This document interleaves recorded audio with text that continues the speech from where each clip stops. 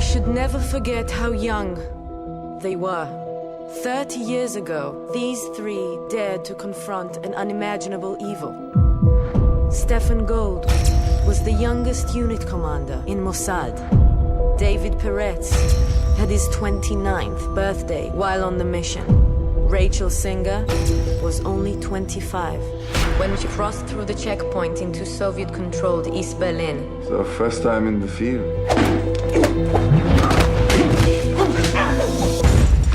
Good. That's good. Welcome to the mission. Man, they got to stop making these movies about these charming Nazis, man. I was going to say, you know what, this movie, The Debt, I owe it a debt because it taught me something. What a teacher. That Nazis are assholes. They're assholes. Oh, really? I wasn't sure before. Yeah. You know, after 50 years of Holocaust movies, I was kind of on the fence. But this one settled it. You know, Even so, after Raiders, you're like, yeah, you didn't have to melt them. Come on. That's a bit overboard. They just want the power of God. Jesus, man. I mean, and in this movie, I mean, it's not one of the main points of the movie, but they have a Nazi in here, and that Nazi just, you know, it makes when you get them in a tight position, they just want to be your friend. And I know they're talking shit to just get out of that situation, but I mean, you know, the thing is, don't ever tie a Nazi up and be in the same room with them, because if you do, I swear to God, by the time you walk out, you're not gonna have your pants on. That motherfucker will pull a Hannibal Lecter on you. Oh yeah, you one. Yeah, you'll be fucking that Nazi before it's over with. It's fine to tie them up. You just got to gag them. You can't let them talk. You can't listen to anything they got to say. Fortunately, at this point, any actual Nazis who were old enough to be, you know, past puberty and be a Nazi would be incapable of pretty much having a normal conversation at this point. It'd be like, what, 112 or something? True.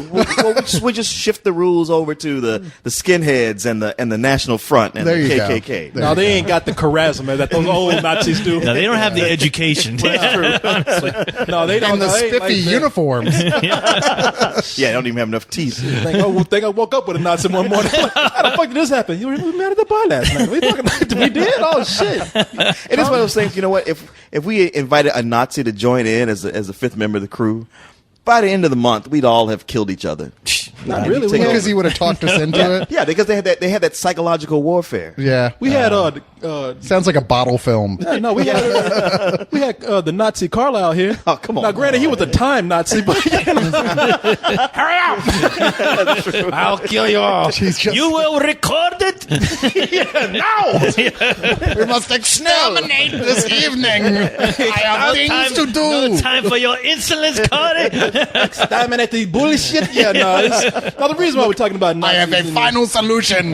Yeah, it's time.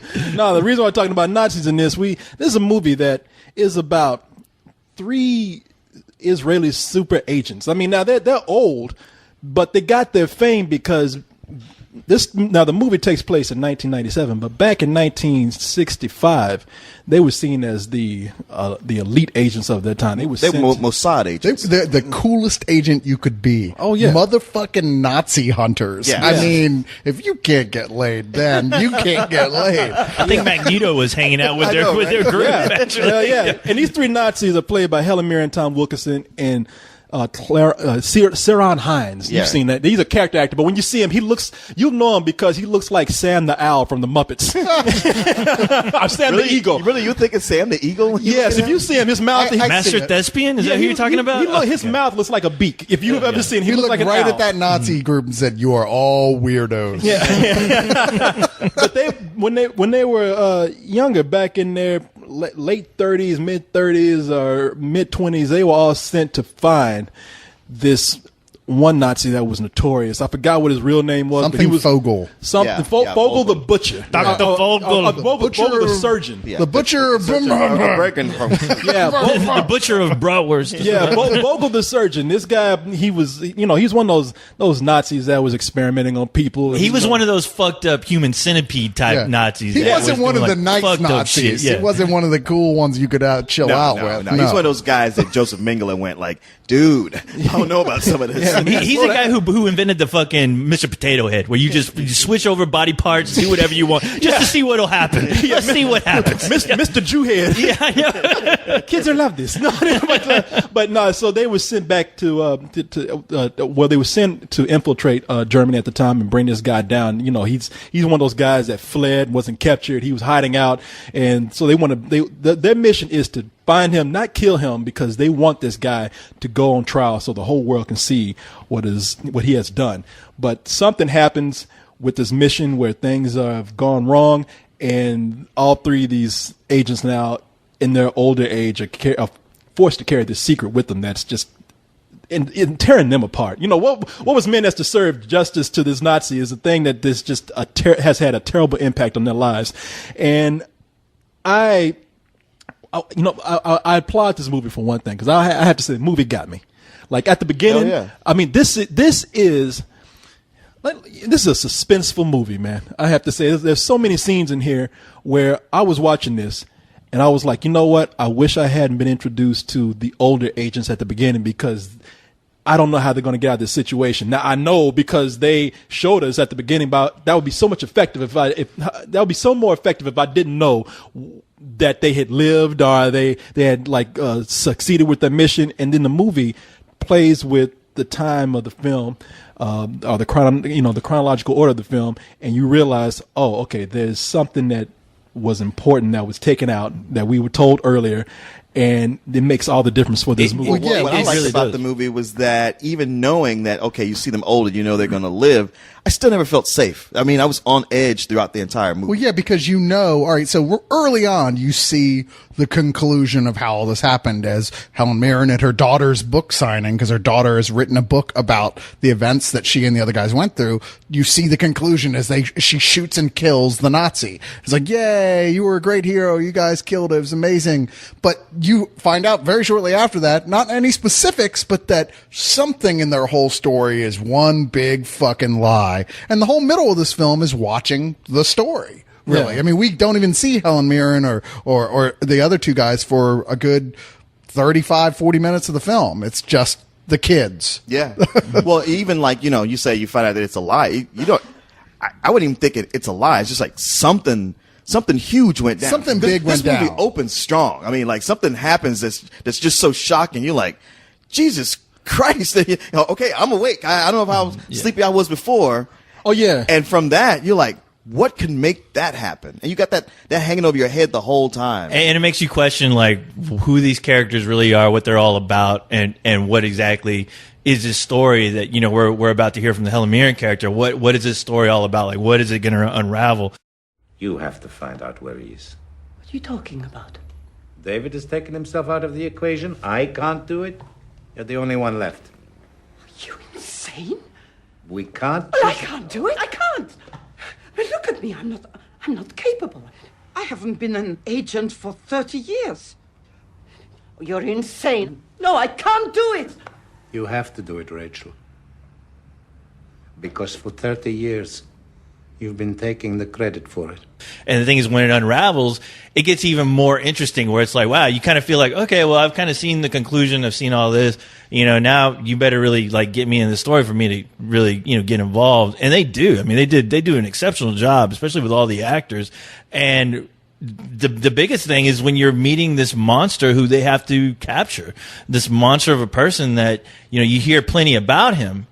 But it's not until these characters start interacting with him when you're like, wow, okay, this guy is everything they say he is. He's just the power of his manipulation alone. And yet they have to confront creepy. Their own humanity and who they're becoming in and of themselves. I mean, they want nothing more than to torture this guy to death or just fucking kill him. He is evil and they know it. Yet he is just toying with them and they're coming apart. And you can't blame them. And you've got to hand it to the actors who play the young version of these, who you haven't actually said who they were yet. Yeah, no, I was going to mention them because we have one character actor called Martin Soskis. You've seen him before, and this is one of the rare roles that I've seen him in where he's not like what would you call him? I saw him the movie that I saw him in was like in Triple X, and he was just like a routine villain. Right. But this is a movie where he actually gets to act, in a major role. And then you have Sam Worthington. He is the Tom Wilkinson younger character. and everybody knows him. No, he's a Syrian Hans. Yeah, he's Syrian character. Hans. Syrian character. Hines. Yeah. Oh, you know what? You're right. I'm sorry. Yeah. Martin Soka is Tom Wilkinson. Yeah. You know, I'll tell you why I thought this, because that's a complaint of mine in the movie. But yeah, he's a Syrian Hines movie. Martin Soska is the Tom Wilkinson younger character, but here's the deal. This girl named Jessica Chastain Who's just in The Help. Yeah. She was in The Help. She was the one we were all talking about. She was one of the best things about that movie. Oh, She's wow. the Helen Mirren character. Jesus. She's like, Didn't know. ever since I saw her in that movie Jolene, which was largely direct to Blu-ray, but got a lot of like kudos for her in it. I was like, Jesus Christ, this girl's amazing. She's going to be big. And now she's in fucking everything. Well, yeah, she was. You know, she was the. Yeah, you're right. She was the redhead, the most likable white person in The Help. Yeah, she was the one. She was the one that looked like Marilyn Monroe. Yeah. Wow, what a chameleon of an actor. The younger Helen Mirren. Yeah, and she was great because she was. Wow. You would never tell her. I didn't. You would never be able to tell that she was the same person. I didn't know. No, I didn't know at all. Her character is the primary character in this film. It really is. Like her and Helen Mirren, as it were, being the same person. But it focuses on their point of view more than anyone else. No, it's well, I love the movie because I love just the detail to the period that they were in, but they didn't go crazy with it. And I thought they were, because the movie is written. Yeah, they didn't have Marvin Gaye playing in the background. Well, I mean, I thought they would have just thrown, like, it's in the 60s, and I thought they would have showed, like, all kind of, like, East Germany, come on, man. But even then, I thought they would have showed, like, all the. Austin Powers walking down the street. They didn't do any of that. I thought they would have been, like, showing all kind of psychedelic shit and playing all kind of music from the 60s and stuff, and they didn't do that. I mean, they stuck to the mission, but it's like I know how much you hate it when movies show you things that actually appeared in the time periods. well, no, when they have to remind you about it, this did it right. There was like a nice balance of, okay, we know what this movie's about. We're not going to take this time to show you all kind of fashion and stuff from that period, and they did that pretty well. And the reason why I thought they might have done that is because this was written by and produced by Matthew Vaughn, right? And you saw what he did with the X-Men, whatever the last X-Men movie was. First Class, the one that was a period piece too. And I thought, I'm really surprised he didn't have Magneto show up in this. Well, look at this, and I'm just kind of like, man, I saw what he did with that movie, and it was great to show all that style for that film. I hope he doesn't do it for this movie, and he didn't. Apparently, but he did Matthew direct Vaughn is just pissed he wasn't old enough to hunt Nazis. Is what I'm starting to think. Yeah. Where it seems like it's coming through that this is a personal agenda for this guy. Yeah, no, it's I guess one of my complaints with the movie is, and it's not a big complaint, the reason why I got mixed up with with the younger characters is because it looks like Sam Worthington would have made a better younger Tom Wilkinson, and really, and the other guy would have been a better. It took me a little while to be clear on which one was which, because I thought they could go either way. It doesn't seem like one was more clearly suited to be the older version of one than the other. And I was like, okay, well, it wouldn't. I had to really pay attention and listen for the names when they finally went back to be clear. I mean, it's funny to hear y'all say that, because maybe just looking at stills, I might have thought that, but their personalities came through right away. I'm with you, Leon. Yeah, because I mean, I knew exactly who was who, especially with the guy Sam Worthington and the older actor who played him. I can't remember his name, but like they both almost had like the same eyes. The kind of like they had that kind of weird stare, kind of sad, like just mopey look. Yeah, and I was just like, okay, obviously that's the same guy. Yeah. I'm gonna change my answer. I knew the whole time. Damn, Corey. What is it? What's that? Damn, I can't believe you didn't know. What is that? Look at Cyrus, like, dumbass. Jeez, I'm sticking with the winners on this one. Why don't you pay attention? Yeah, no. When I was looking at him, I was like, wow, I'm not going to take anything away from the film, but because of the casting, I mean, young actors did a great job. It's just looking at them, I was like, they couldn't have chose actors that looked nothing like their younger counterparts in this, except for Jessica Chastain. I thought she was a great younger Helen Mirren. She looked like almost like they looked related. I mean, they honestly like did a great job with casting that. Yeah, they did. Yeah, there were moments when they even knew it, because they had a shot on Helen Mirren and it would cut right there to like the younger girl. And that's good. I mean, that's good too, because there's times when I hate it when they get a really strong actor to play like flashback scenes, and then they get the one that's just there for the paycheck, and you can like, okay, this isn't the same character, this isn't the same actress. I'm not buying into it, and this you totally do, which is great. I'm glad I didn't have that effect. Like there's a movie where you saw a bunch of kids getting raped by their preacher, by the priest, and then they cut back to the present where it's all the adult actors, and you're like, you know what? Let's go back to those kids because they are better actors. They are better actors than the main cast. That wasn't the one with Kevin Bacon. It was the one with Robert De Niro was in it. Yeah. Okay. Yeah, you know what I'm talking about. Yeah, well, I mean, there's so many things to like about this film. I felt like just the fact that it kept you on edge. Like, I would almost tell people, don't listen to this review because the less you know, the better. But don't worry, I'll cut it out. But how it could be so many things. I mean, it's a great thriller. It's a great spy film. Like, thank God somebody knew how to make a real spy film. And James Bond is fine, and Jason Bourne. Those are good for what they are. They're fantasy spy films. Yeah, and but after so recently watching Spy Kids 4 and Colombiana, it's just like, come on, now you can't put I know Spy Kids 4 to this. No. It says spy kids all fucking up the spy industry. Like they take that whole thing and just distort it so much that you go like it's like they just completely lost what being a spy is. And here it brings it back to reality where it's like, okay, this is totally steeped in the real, where it's like, hey man, there's nothing fun about this. There's no jet cars and knives in your boots. It's about doing some real shit and, your life being in danger the whole time. I'll give you that, but I do miss the old days of like Lancelot Link kind of spy. That's what I look for. That is. I was like, where's the trench coat? The brown. It's no get smart. But that even in the middle, it would come to, as Cyrus mentioned, a bottle film where they're all trapped in a room with the prisoner. They think they got him trapped. It's almost like he has them trapped. It's got that whole element. And then later on, when it looks like the movie's just about over, it turns this whole new chapter. And it's like, oh shit, I can't even relax now. Which I was really worried about. When a movie does that, I tend to worry about it because I'm like, okay, this is the part where you can almost see a studio go, okay, this has been a nice thrill and all, but let's throw in some action. Let's do something. We got to wake up the audience now because I'm falling asleep. And I'm glad that they did it to where it was respectable to the story. It didn't get on some kind of weird, ludicrous route because it's like, hey, do you guys remember Helen Mirren? She was in that movie Red. She kicks a lot of fucking ass. Let's do something cool like that. Because I was honestly don't bring up that movie to Leon. I was honestly going, oh fuck! Please don't go in this route where you're just going to destroy what you built up with these characters in this situation. I like that ending bit better than almost anything else in the movie because it was finally delivering a little bit of that action. I didn't think this was as good a movie as you guys did. I like what it wanted to be, and I loved the performances. I thought they were fucking top notch all the way through.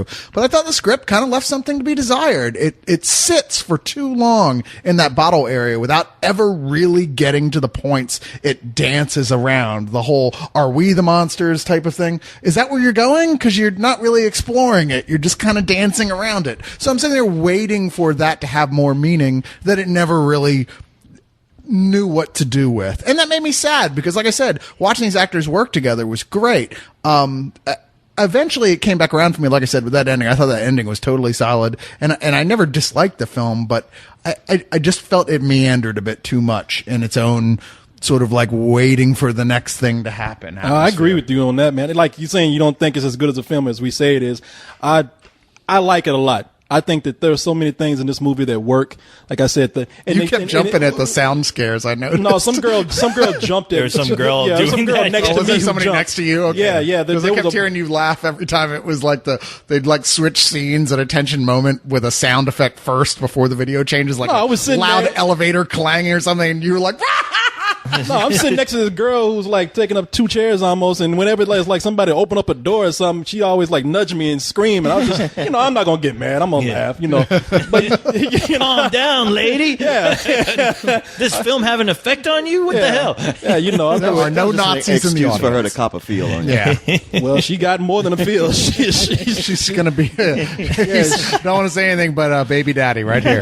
She got a feel and a second By the helping of time the popcorn. movie was done, my feet were sticking out from under her ass. The only thing that got off of me, I threw an M&M across the room. But no, I don't think that the movie is a perfect film. I don't think it's even like a great film. There are great elements in there, and it's amazing that they pulled all those elements together. Like they brought in all the action and suspense. Didn't even overplay that. They sold that very believable. They mixed it in with the drama, and they mixed it in with all the psychological drama that was going on when they were in the apartment with their prisoner. But it was the whole playing with time. It was funny because that's an important element of the film. But there were times when it messed with the pacing of the movie. I think that they were like seeing so much time in the present and then going back and forth for a little bit and then just sticking to one period in the middle kind of threw me off. And then that just made it a little stranger for me when they decided to focus on that last chapter, which I like too. But I will say that by the end of the movie, where a lot of people will probably get some sense of satisfaction from the story, I said that is just too much of a coincidence for me. And I know they tried to explain it, but I didn't really buy it completely myself. Well, it's not actually based on a true story. No, I know. I'm not saying that. But even so, it was one of those, like, if they're without the ending, you would have just sat there going, wow, this feels really unfinished. What else were they supposed to do? Is well, yeah, I look at it. Well, I can't in terms say of storytelling, it made sense. I can't say what they were supposed to do, but there was a point I was admiring the film for kind of sticking to one thing. And I was like, oh, this is kind of a challenging film, the way they're going to go with this. And then they just had to come in and just, I don't know, give it some false. Well, in some ways, if closure. you think about the ending that it had and the ending that it possibly could have had, the one that could have had, if the story probably should have focused on more of the psychological shit they were going through during their older period, instead of focusing so much, like that whole scene with them on the mission should have been just in snippets of flashbacks, not really consume the whole story when I think about it. But I mean, that's why I think it works the way it does. And I mean, I was like you, I was really worried. I thought, okay, this is just coincidence, but I thought they did a good job of explaining why things were happening. And, you know, and I was like, okay, I buy into this. This isn't cheesy anymore to me as soon as they revealed that. But, I mean, I still enjoyed the movie for what it was. But, you know, you're right, though, Cyrus. There were moments. I mean, I completely agree with what you said as far as there were things that the movie was hinting at that you kind of wish they would have focused more on. Because if they couldn't do that, I was like, you know, I actually like to hear the story behind the scenes about why there's this, why the Americans can't, you know, come in and help or do something. You see, know? like it was a film that was playing and having something to say, and it started to get really interesting with me when they had him in the apartment, and they're like showing you what happens. Like, wow, they're actually going to get into some pretty dark, important stuff here about like that sort of the transference of who's the monster or the American thing. Like you said, there's lots of things, and they just toy with it. The only thing they seem to be really upset about is the fact that they told this big lie, but that's about it. And that bothered me. Yeah. I was like, wow, y'all never actually did anything important in this film. You just pretended like you did. No, I couldn't disagree with you guys anymore, because it hinted at those things, but it had a different agenda. And I didn't think it needed to go into that stuff. It's almost like, I don't know, like you guys don't like that it wasn't the movie that you thought it should have been. I liked it. No. Enjoying it for the movie that it was. I still liked it. I liked it for what it was. I just thought it could have been a lot better. When I look at all the things that it was covering, what it was leading to, I was like, yeah, I'm actually glad it didn't spend a lot more time there, because then I might have got hung up on that whole thing of like, who's the monster, who's not. I've seen that before. They did it enough to where I got the feel of it, and they were telling an intricate story, mixing the timeline around to catch you off guard. And hey, bravo, it did that. No, it was well structured in that sense. I guess that if it had better pacing and hadn't been such a bottle film, I would have been okay with it not trying to say maybe something. They could have cut something. Say something. From it, right? If it was more of a thriller even than with it was. The pacing, it was kind of like with with the Harry Potter movie, with them out in the Lost in the Woods, where it's like, Jesus, when are they going to get out of the woods? But it's like, no, that's the point. Is that even for them, they're like, fuck, when are we going to get out of the woods? And watching this movie, that slow part where they're trapped in a room, you're supposed to feel some of that anxiety or what it's like for them. Don't say that in front of co-host. He's just getting revenge. I was going to say, look, I fucking liked it, all right, asshole? He's getting revenge for him bringing up red. Well, and the other thing, don't say that by criticizing the movie, it's not the movie that we don't want it to be. I mean, anything that could be said for any time we criticize a film that's not the movie we want it to be. It's like, it's not said any time, but this time y'all are saying like, well, it didn't do this. I thought it should have done this. And I'm sorry, maybe I didn't make it clear. That is a very small complaint. If I have any complaints about the movie, because I still have to find some complaints about it that affected me. Okay. That sort of did. It didn't bother me to the point maybe as much as Cyrus is playing it up probably. but Oh, we're bothered co-host. I still have to complain about it. He is, look at him. He is bummed out right now. Look at what you've done, Leon. When I see you sitting here trying to get me riled up, that's something I like to complain about. I'm not going to sit here and not talk about it. You're my friend. You You sitting there trying to make Leon the person that you want him to be. Now you're disappointed because he's not. Criticizing. No, You're playing the same role as that fucking Nazi in the movie right now. You're trying to turn us all against each other. Meanwhile, we got Leon tied up to a radiator. Right? He's our prisoner. No, you know what, man? I like the movie. I do. You know, fuck you, Leon. it's a good film, man, and it's like the complaints I have might bother some people, it might not. That's just personal for me. There's a lot to recommend here, more than to not recommend.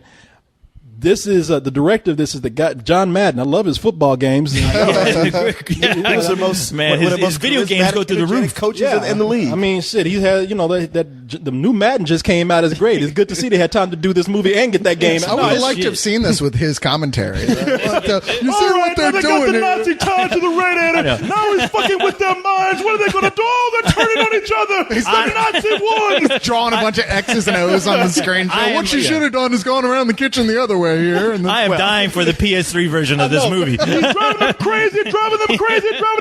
Touchdown. They're all fighting with each other. No, you know, man, I think we are the only people in history to ever describe a Nazi film with John Madden's voice. You got to figure this poor bastard gets this all the time. The director. Yeah, this is the guy that actually directed. Did you see my new movie, The Debt? No, I'm waiting for the video game. No, I played your game, man. It's fun, but this is the guy. The director, John Madden. He's actually the one that did Shakespeare in Love, and this is probably the best movie that this is the best movie that he's done since Shakespeare in Love, in my opinion.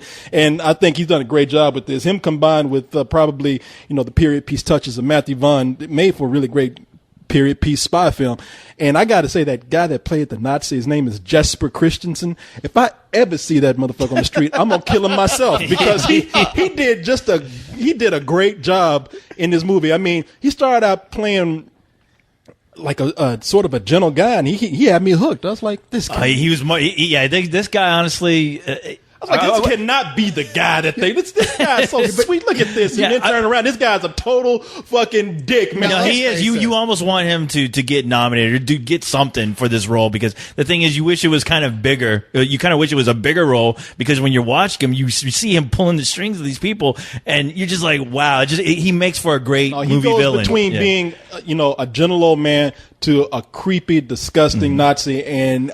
Well, that's what makes it even creepier, is when he plays the gentle part so good. You know this guy's a monster, and you're like, fuck. That's just it. We've seen so many Nazi movies at this point that pretty much anybody with a German accent, it's not hard for us to go, yep, Nazi. Yeah. And there's a sequence in here where, several sequences where they're trying to be sure it's really him, and the young Helen Mirren character has to go and get a gynecological exam from him, because that's what he's doing now as a doctor. And I was just expecting one of the other guys to pop out from between her legs with a gun, hoping that was what was going to happen. We know who you are.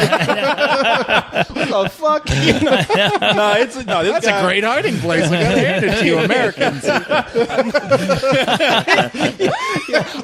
She looks in there. Vogel, don't tell him I'm here. Midget with a gun crawling out of a vagina. That's exactly what I want to see in a spy movie. It's a special attack team, the High Men. He's amazing in this movie. I hope he gets more attention, because maybe he has. I just don't recognize the guy from anywhere. Overall, though, between the things that I'm complaining about and on all this great stuff outweighing that, this comes out to a high matinee for me. Oh, okay. Well, unlike you guys, I don't really have any complaints. It did way more than I expected it to. Even the parts that were quote unquote slow, I was like, you know what? It might not be action packed, but it's doing stuff here. It's still building. It's constructing a mystery that kept me involved and on the edge of my seat and did things I didn't see coming. And I feel like this is a movie for people who didn't like Munich. Watch this one instead. I love Munich. I meet somebody every so often who tells me how they don't like Munich, and I'd say all right, try this one out. You should stop hanging out with them. You see, that's right. Funny, because people who don't like Munich, I would say then don't watch this. Really? Yeah. Oh well. Yeah. Definitely. I would say do. And yeah, I'm just happy to see a spy movie made for adults, and I could watch this again. It's a full price movie. Well, unlike Leon's quote unquote review, sorry, use that when you were referring to something I was saying about the pacing. But Man, you really are Nazi tonight, Leon. You're pissing off everybody. pacing that someone has a problem with. I thought it was paced pretty poorly at points. I think that like there's a lot of stuff in here that made me want to like it more than the movie was just letting me like it. It's a shame, like I said, because I think the performances here are so top notch. If anything elevates this above like a standard, pot boiler, it's that. But I just didn't think it really had but so much that was that much better than that. I feel the same way about it I did about Munich. I think I gave Munich like a matinee or when we saw it. I don't even remember anymore. Where I was like, it's good. I just didn't think it was great. And I feel the same way about this. It is good. I just don't think it's great. I think it's a far step from great, but it's a matinee. All right. Yeah, I mean, I get upset too when I go to a spy movie and all I'm left with is seeing Spy Kids, and there's just no way to me. Every time I look at Spy Kids, I go, "Do you guys not understand? You're not getting this right." I mean, really? Come on. What's Look who you're talking to. Who is writing the script right now? Because I want to tell them like that is not how spies work. But this is you're absolutely right, Leon. This is made for adults, and thank God because adults need to watch something too. But it didn't. The thing about this movie is, as much as I want to give it a full price, because I mean, you're right. You have great performances. You have a great story here. But there's just something about it that didn't give me that kick in the ass that I really wanted to, with the exception of the crazy fucking Nazi doctor, which is one of the bright spots about this movie. That guy, you'll be focused and paying attention and just seeing how vile he is, and just seeing the performance of him, which is fucking great. But yeah, I really wish those kind of more quieter parts in the movie just didn't bother me to where I was like, okay, this is I understand what's going on, but I want to recommend this to somebody. I really do. But unless you're really into spy films, I don't think you'll really get enough out of it. So I'm going to give it a matinee, just because I mean I wanted it to be great, perfect cast, perfect story, but it just needed something else. I can't help but thinking back on the reviews over the years that Coast always likes the Nazi the best. Have you noticed that? Like, I'm just thinking recently, but they command power. Sure. They're evil. They're vile son of a bitches that I don't approve of. But you celebrate in their performances. When they talk, you pay attention sometimes. But Hogan's Heroes made him so lovable. I'm like, these Nazis aren't that bad. Why is everybody giving them shit all the time? Leave them alone, Jews. We can't go back. We have to deal with it. Well, what does that mean? Deal with it.